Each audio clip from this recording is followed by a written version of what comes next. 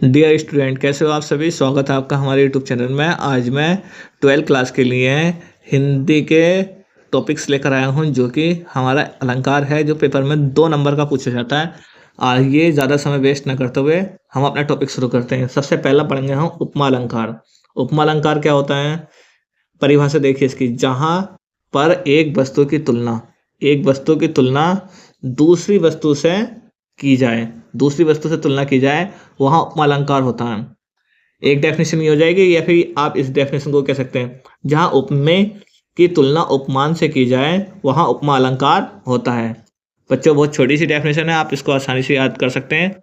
इसका उदाहरण देखिए क्या होगा। पेपर पात सरेस मन डोला। आप इसकी जगह पर क्या ले सकते हैं, राधा के चरण कोमल के गुलाब के फूलों के समान होते हैं, आप ये ले सकते हैं। लेना चाहें तो उदाहरण के लिए वैसे ये काफ़ी है। आइए आगे देखते हैं। रूपक अलंकार। रूपक अलंकार क्या कह रहा है हमारा, रूपक अलंकार कह रहा है जहां उपमेय में उपमान का भेद रहित आरोप हो वहां रूपक अलंकार होता है। बच्चों ध्यान से समझ लेना, जहां उपमेय में उपमान का भेद रहित आरोप हो वहां रूपक अलंकार होता है। इसमें क्या है, उदाहरण देखिए। चरण कमल बंदो हरि राय, उदित उदयगिरी, मंच पर रघुवर बाल पतंग। मन सागर मनसा, लहरी बड़े बहे अनेक, शशि मुख पर घूंघट डाले, आंचल में दीप छिपाए। बच्चों ये इसका उदाहरण हो जाएगा और रूपक अलंकार का। एक बार और देखिए। चरण कमल बंदो हरि राय, उदित उदयगिरी, मंच पर रघुवर बाल पतंग। मन सागर मनसा लहरी बड़े बहे अनेक, शशि मुख पर घूंघट डाले, आंचल में दीप छिपाए। ये आपका बच्चों उदाहरण हो जाएगा रूपक अलंकार का। आइए हम नेक्स्ट पढ़ते हैं। नेक्स्ट हमारा क्या है, अनुप्रास अलंकार। अनुप्रास अलंकार क्या होता है, जहां समान वर्णों की बार बार आवृत्ति हो, वर्ण जो है हमारे बार बार आए, तो वहां पर अनुप्रास अलंकार होता है। जैसे रघुपति राघव राजा राम, पतित पावन सीता राम। इसमें देखिए बच्चों क्या है, रघुपति राघव, इसमें रा की आवृत्ति बार बार हुई है, और पतित पावन सीता राम, इसमें पा की आवृत्ति हुई है बार बार। ठीक है बच्चों, तो ये हमारे यहाँ पे क्या होगा, अनुप्रास अलंकार हो जाएगा। ठीक है, आइए नेक्स्ट पढ़ते हैं हम। नेक्स्ट है हमारा श्लेष अलंकार। श्लेष अलंकार देखिए इसकी परिभाषा क्या है।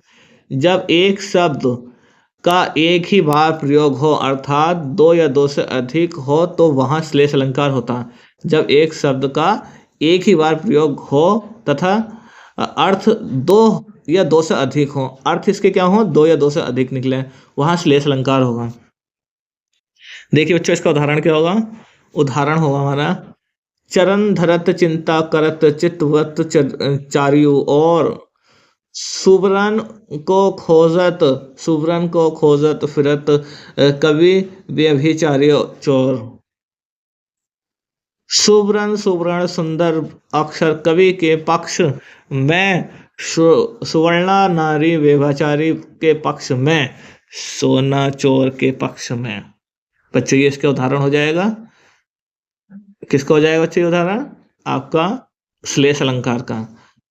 ठीक है, एक एक उदाहरण काफी है आपका, आप आराम से एक एक उदाहरण याद कर सकते हैं। आइए हम अगली हेडिंग की ओर बढ़ते हैं। हमारी अगली क्या है, उत्प्रेक्षा अलंकार। उत्प्रेक्षा अलंकार क्या कह रहा है, जहां उपमेय में उपमान की संभावना की जाए वह उत्प्रेक्षा अलंकार होता है। सोहत ओढ़े पीत पट श्याम सलोने गात, मनहु नीलमणि सेल पर आतपु पयो प्रभात।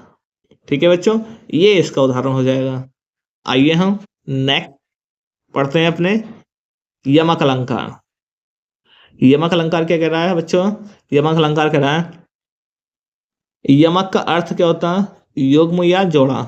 जहां एक शब्द अथवा शब्द समूह का एक से अधिक बार प्रयोग हो परंतु अर्थ अलग अलग हो, वहां पर यमक अलंकार होता है।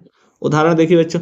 कनक कनक ते सोगुनी मदकता अधिकाय, व पाए वो ब्योराए, जग व खाए ब्योराए। ये इसका उदाहरण हो जाएगा। या फिर आप उदाहरण के लिए ये भी लिख सकते हैं एक लाइन, काली घटा का घमंड घटा।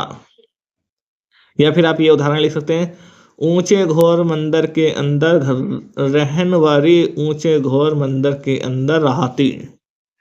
बच्चे ये तो इसके हो जाएंगे उदाहरण। ये हो गए आपका अलंकार के सारे टॉपिक हो गए जो भी इंपॉर्टेंट दिखाई दिए थे। अब हम अगली वीडियो लेकर आएंगे छंद की। मिलते हैं अपनी नेक्स्ट वीडियो में। Best of luck for everyone.